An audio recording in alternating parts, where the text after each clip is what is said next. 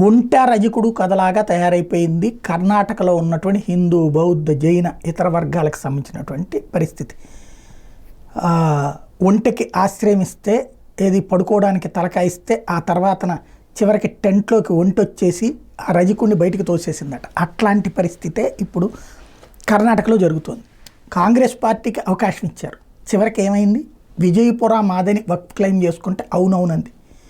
అట్లాగే సరికొత్త ప్లేసెస్ ఈ దఫా జైనులకి సంబంధించి, అంటే అక్కడ గుళ్ళకి అడుగుతుంటాం, తమిళనాడు ఇవన్నీ చూస్తున్నాం.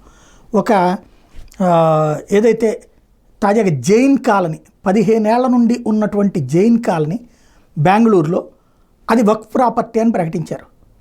ఇది ఒక్కసారిగా కంగారు అయిపోయింది. ఇప్పటిదాకా బీజేపీ వాళ్ళు చెప్తేనో లేకపోతే ఆర్ఎస్ఎస్ వాళ్ళు మాట్లాడితేనో ఇవన్నీ మతపరమైనటువంటి ఉద్దేశాలతో లేకపోతే వీళ్ళ ఎదుగుదల కోసం చేస్తున్నారు అనుకున్నారు.